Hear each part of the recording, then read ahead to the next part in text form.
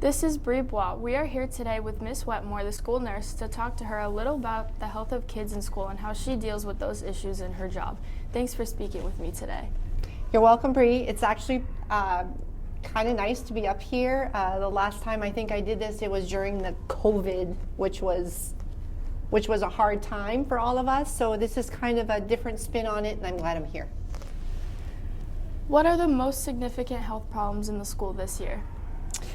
So this year, we've had a lot of illnesses, and they've started early. They kind of started probably late fall. We have pneumonia, we have the flu, we have COVID, we have neurovirus, and we have RSV. And what's happening is a lot of kids and adults are getting sick. Let's say they start with the neurovirus. They can't get their immune system, or they can't get well enough, boom, they get pneumonia. And then that continues. So it's been a succession of these illnesses, and I've had kids that have been out for sometimes 2 or 3 weeks, which is hard. They just don't feel well. And I get it, and it's hard for them to come to school. So it's been a little bit of a different year because of that. And I think the teachers and the students, it gets a little bit hard making up your work, but I think everybody's working together and doing well. And I wanted to say that I sent an email out to the teachers just to let them know that these kids are really sick, and to please just be patient with them and give them a chance to heal. Are there certain times of the year that are more problematic for illnesses? Usually it's around this time of the year. I find right before February vacation, a lot of viruses and illnesses are going around, and kids are sick, and then we have vacation and they kind of get better, and so we flow with it, and things seem to get better up until April vacation. After April vacation, everybody gets ready for the summer months to be able to go home and feel okay. But no, that's mostly this time of year. What are your guidelines for knowing when to send kids home? So a lot of times when kids have a fever, if they're vomiting, if they have diarrhea, if they're coughing to the point where they can't really sit in class, and the coughing is disrupting not only their learning but everybody else's learning, those are the times that they should be sent home. And if they're like that at home, they should stay home. They shouldn't come back to school until they're fever-free for 24 hours. Their symptoms should be improving, and their coughing should be improving as well. You don't want them to come to school and be miserable, and then they're not learning, and I don't want them getting everybody else sick. So once those guidelines are met at home, or if those are here and they're not feeling well, I'll send them home. How do you deal with students that fake an illness to get out of school? That's a tricky question. When kids are not feeling well, they're not feeling well. I can see it in their face. I see it in their demeanor.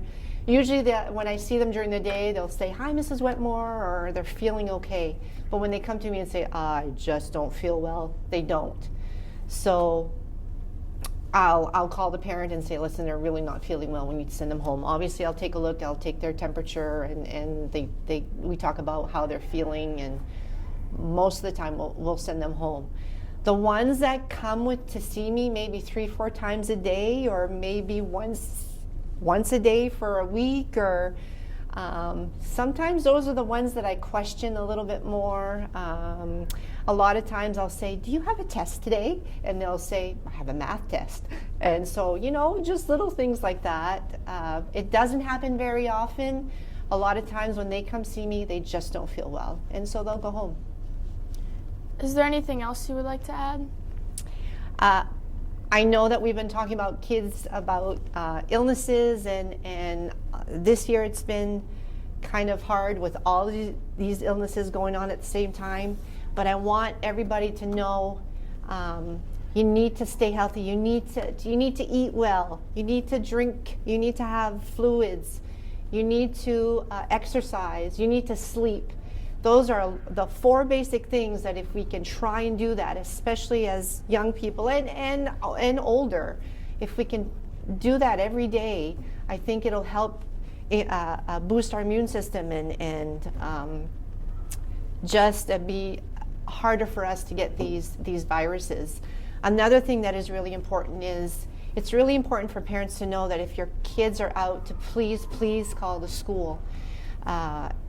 It keeps, I'm able to tell the teachers that the kids are sick. I know that the kids are sick, and I can keep an eye on what's going on in the school system, right?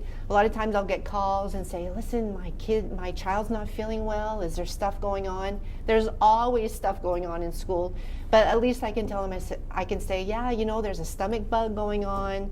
I have the pneumonia's going on, or, you know, it's just easier for me. And then I can follow up on how the kids are doing if they've been out for a while. So that's really important. You know, and before we end, it's Winter Carnival tomorrow, so I want to make sure of that. I want to say good luck to all the classes. Lip sync this afternoon, Winter Carnival tomorrow. We had to cancel before vacation, so I want to wish all the classes good luck. Thank you so much for your time. This has been Brie Bois. Thanks for watching.